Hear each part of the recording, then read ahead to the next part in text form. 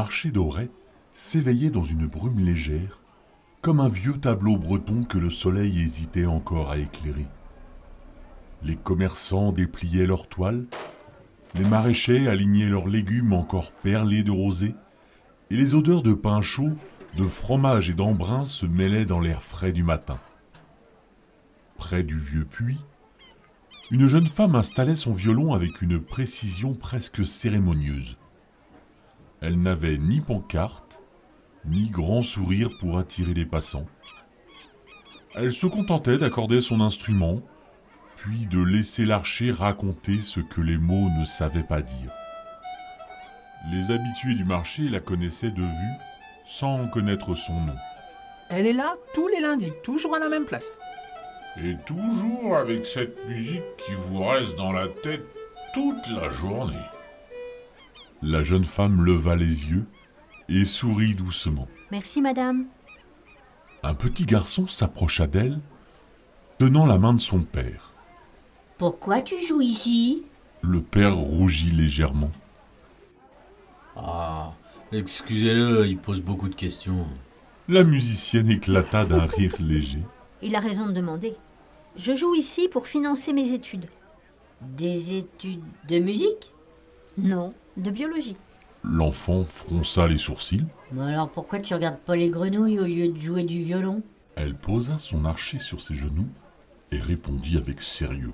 Parce que les grenouilles, les plantes, les oiseaux et même les minuscules cellules qu'on voit pas à l'œil nu ont besoin de personnes qui les comprennent.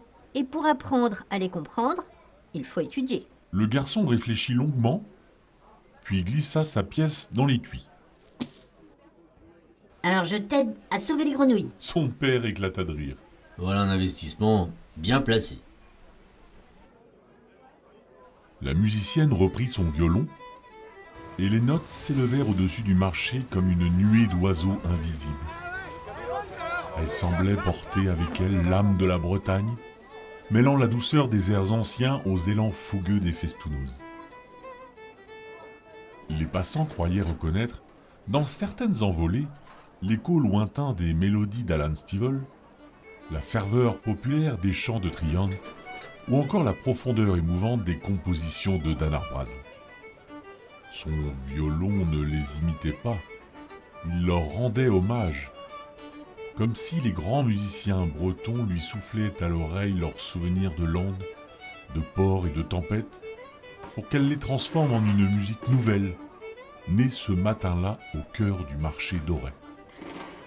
Parfois, lorsqu'elle faisait une pause, elle observait les passants qui descendaient vers le port de Saint-Goustan.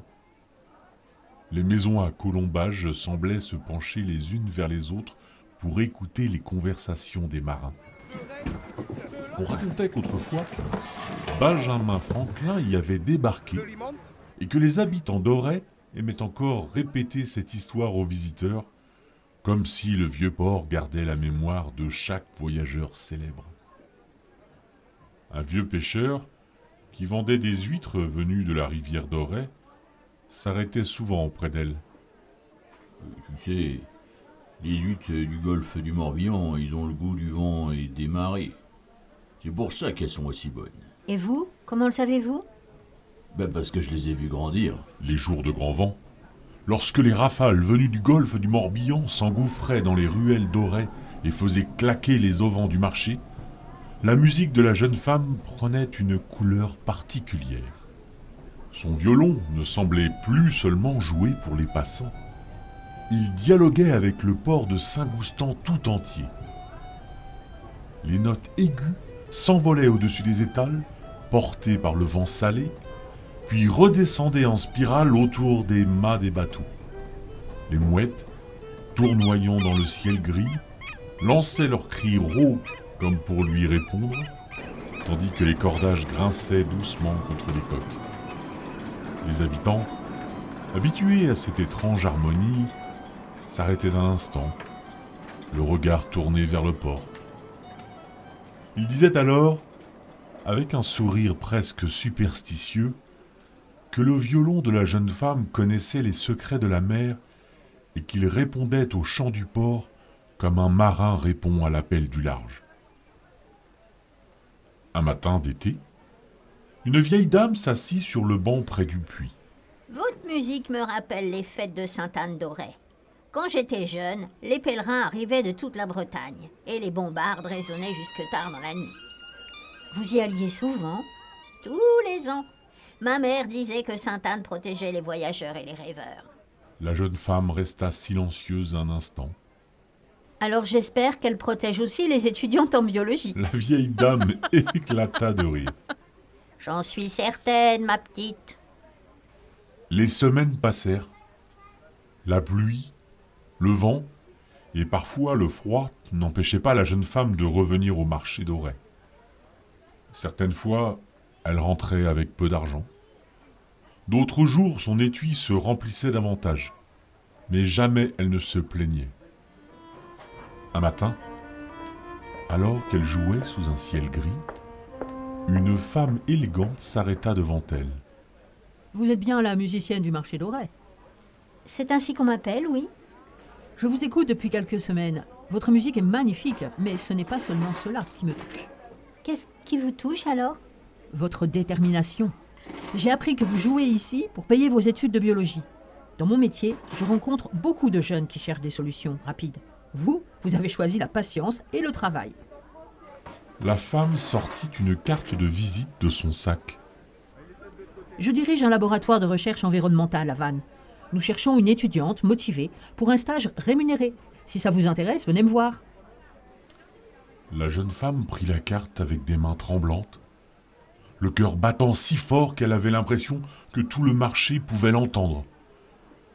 Une chaleur soudaine lui monta aux joues, mêlée d'incrédulité et d'espoir.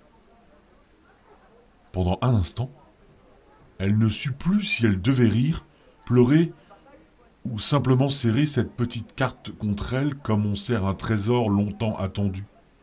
Vous me proposez ça parce que vous m'avez entendu jouer?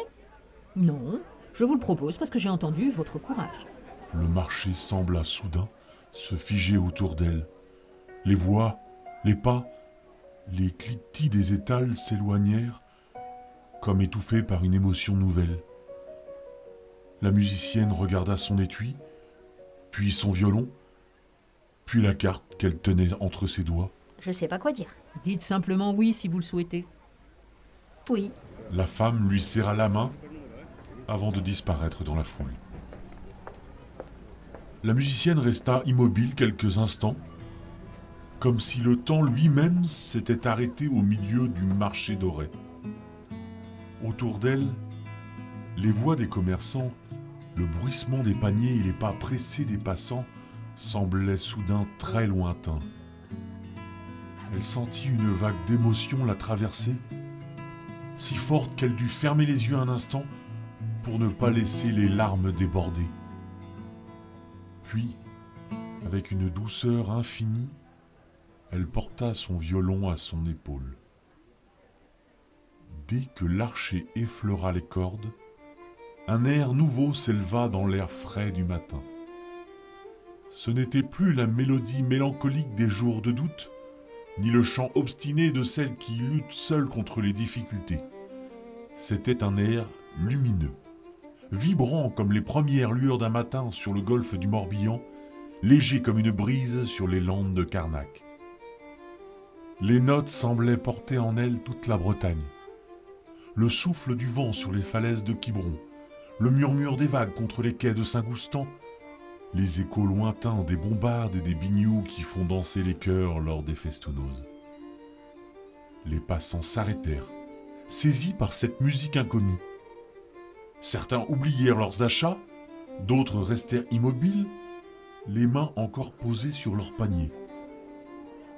Une vieille femme essuya discrètement une larme, tandis qu'un enfant, les yeux grands ouverts, demanda à sa mère.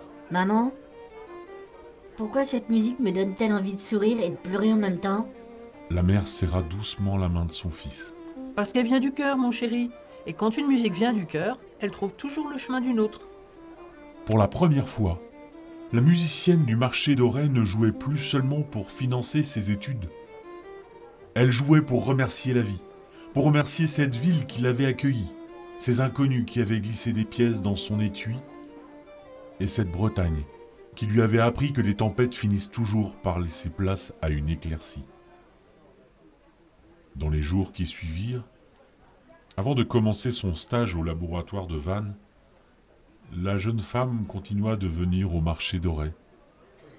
Mais quelque chose avait changé dans son regard. Il y avait désormais une lumière nouvelle, celle des rêves qui commencent à prendre racine dans la réalité. Les commerçants la félicitaient lorsqu'elle passait devant leurs étals. Alors, futur biologiste, prête pour Vannes? J'ai encore du mal à y croire. Elle passait aussi de longues heures à se promener sur les sentiers côtiers, du côté de Locmariaquer et de la rivière d'Auray. Elle observait les oiseaux marins, les algues accrochées aux rochers, les petits crabes qui se cachaient dans les flaques laissées par la marée. Chaque promenade devenait une leçon vivante de biologie. Un soir, elle s'assit sur le quai de Saint-Goustan, son violon posé à côté d'elle. Le soleil se couchait derrière les maisons à colombages, teintant l'eau de reflets d'or et de cuivre. Elle sortit la carte de visite de sa poche et la contempla longuement. Tu vois, mon cher violon, nous y sommes arrivés. Le vent du large caressa doucement son visage, comme une réponse silencieuse.